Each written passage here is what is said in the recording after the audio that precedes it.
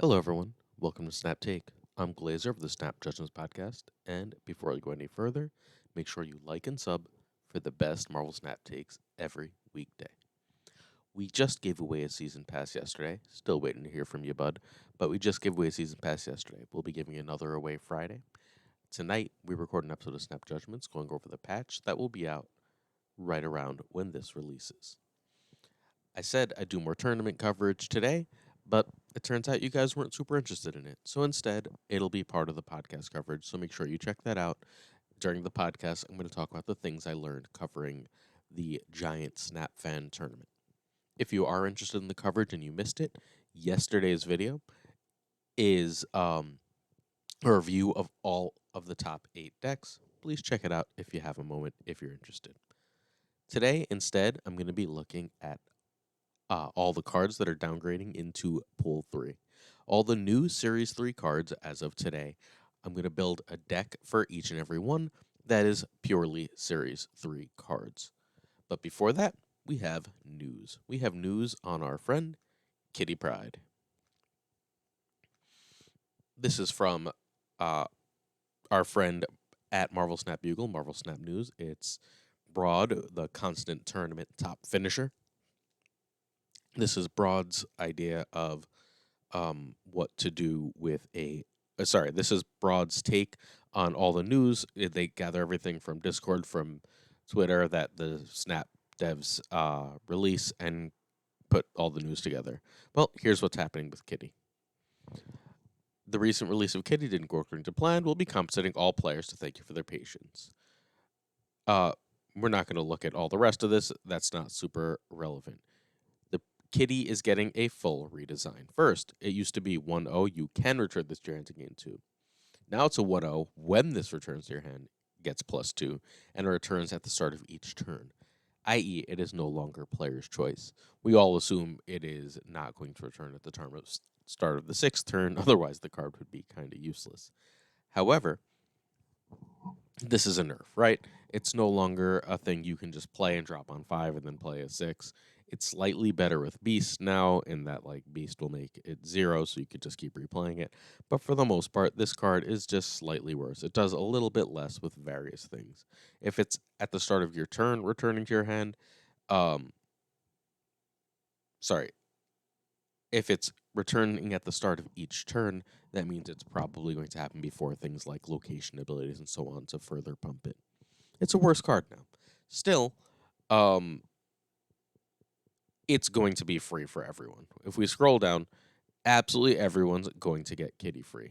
However, anyone who already has Kitty is getting 8,000 tokens, a Kitty Pryde avatar. 8,000 tokens and a Kitty Pryde avatar, and they already have Kitty when she's put back in. That's not going to be until May. They want to make sure this card actually works. Seems like a good idea to me. But hey, our first real free card since, I guess for a few people, they got Nick Fury free at that special day when we got the signed Nick Fury. But for most of us, this is our first, truly free card that most people are going to get access to in a really long time. And it'll be the May patch, usually around the 3rd week of May. Cool. All right, let's start taking a look. The first deck we're going to look at is a Black Panther on reveal deck. Black Panther is the first season pass card to move down to Series 3. He traveled all the way from 5 way back in November, I believe. Maybe October? I think November. No, it was November. Way back in November, all the way down to finally being Series 3. Now, Black Panther really likes Shuri. He likes having his strength doubled. But Wong works very similarly.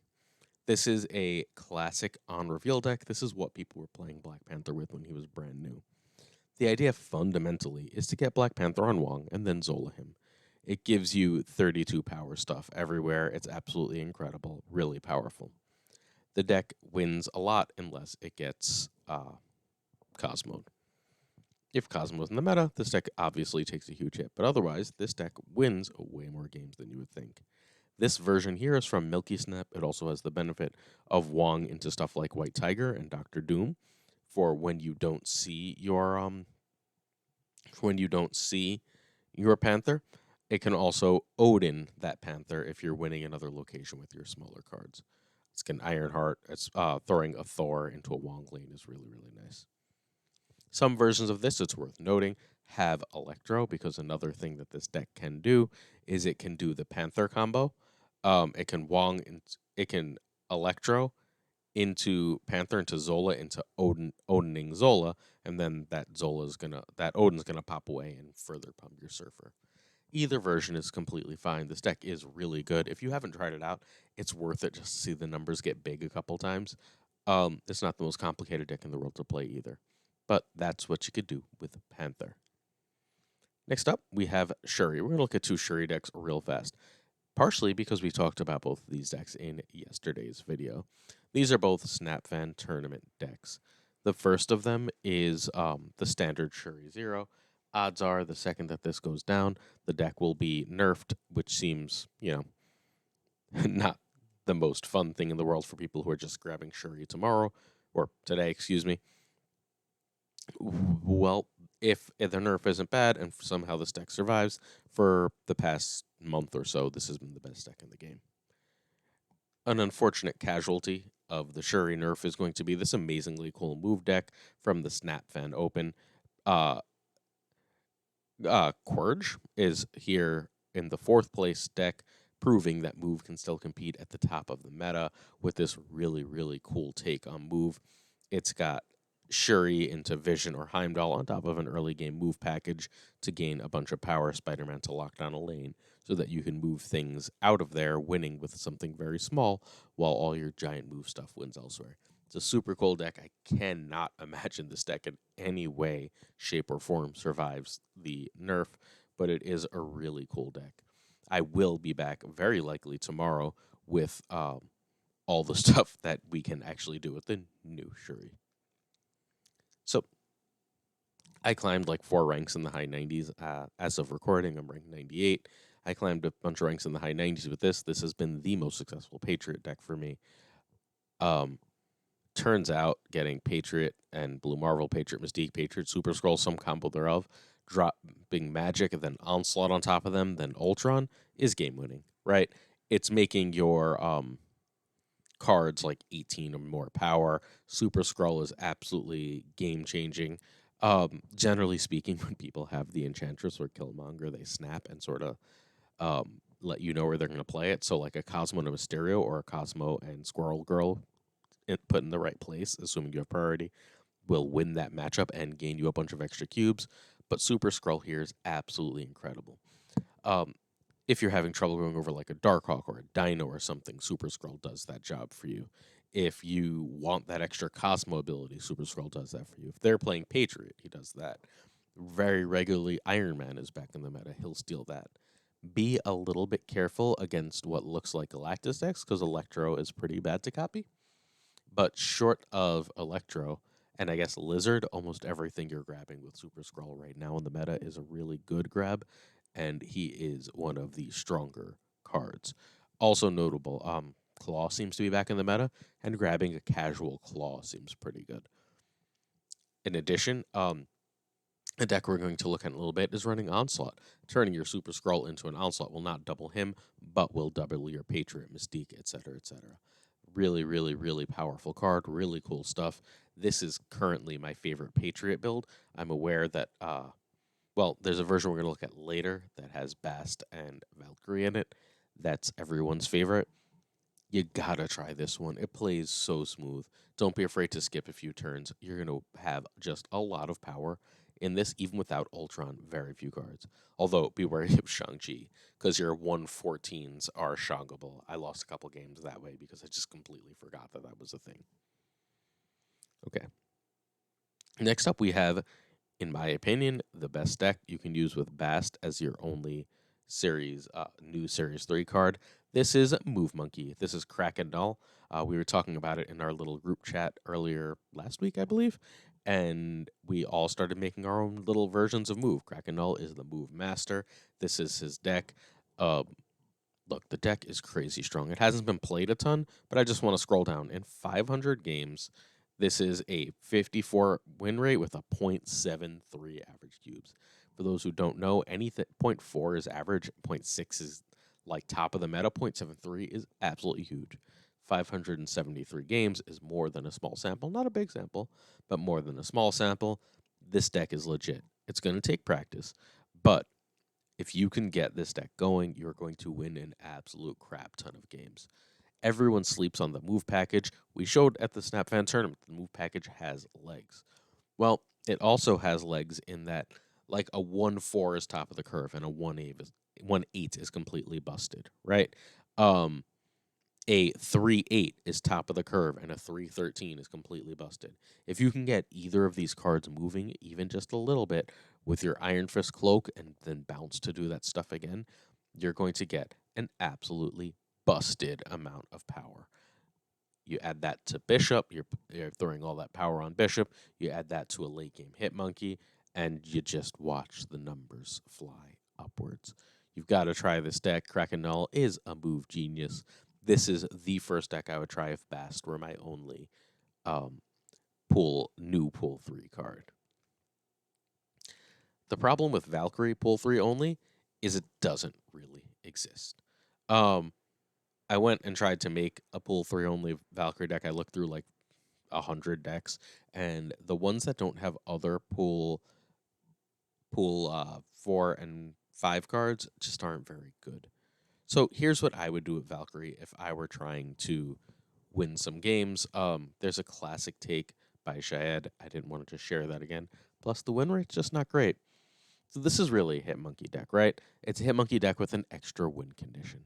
Ideally, you're going to be... So it's got 3 or 4 different ways to win. The first and most obvious way to win is you lock a lane up with Spidey on 5, and then you drop all the Hit Monkey stuff on 6. But if you lock the lane up with Spidey on 5, you can also win on 6 through Valkyrie. You can also on 5 play Thor. Thor is going to unlock the ability to play an absolute ton of cards, which means Hit Monkey, right? And a really big Thor. Great. Plus, then you can Valkyrie the zeros. Sounds good. We've got multiple pathways. In addition, Luke Cage says, when I Valkyrie my Jane, when I Valkyrie my Thor, Bishop, etc., they're not going to actually lose any power. This was the best thing I could come up with. Look, I haven't played this deck. If anyone wants to try this deck, I think it's probably good, but not great. It should be around a 52% win rate with around a 0.3 cube rate, which is like a solid deck, like a C plus-ish deck.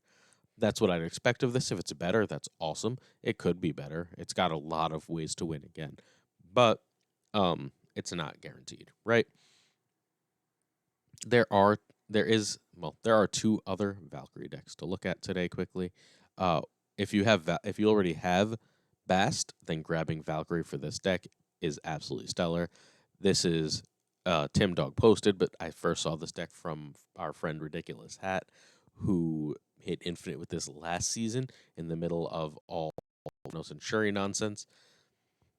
Basically, everything in the deck benefits from Bast, most notably Iron Man and Mystique.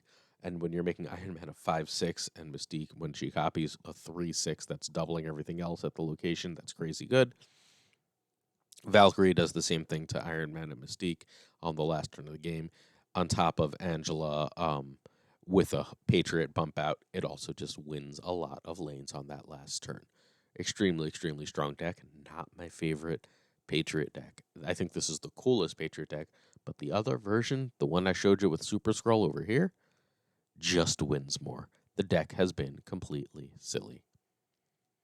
Lastly, I didn't want to show you Bast, Thanos, and Valkyrie in a deck. That's my favorite deck in the game.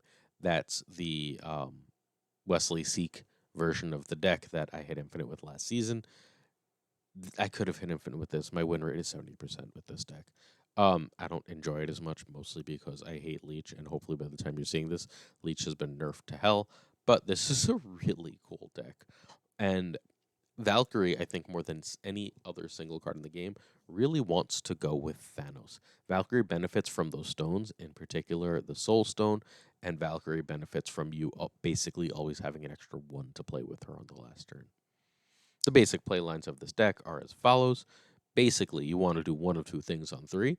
You want to Psylocke or Soulstone into locking a location with Professor X, or you want to, you can also potentially Leech at that point, or you want to get Lockjaw out, and then you can start dropping stones into him. Lockjaw is really, really, really by far the best in center because if you pop up a Professor X, you can play Claw to the left to boost that Professor X lane to get a win. Um, if you have locked up a lane, your main goal is to play Iron Man and then Onslaught on top of it. That's a 28 power lane, completely silly because Iron Man becomes plus Onslaught is 14, then doubled is 28. That's a 28 power lane. That is Shuri level power. It's absolutely stellar. You can also obviously win that lane numerous other ways, including our friend Valkyrie. One lane is locked up from Professor X, a Soul Stone, a couple other stones, and Valkyrie will take out basically any non-ongoing card in the game. All right, that's what I would do with each of the cards going down a series. That should be down a series just about the time you hear this. Thanks so much for watching, and I'll see you tomorrow for another Snap Take. Make sure to check back tomorrow also for Snap Judgments. Like and sub for more Snap Takes.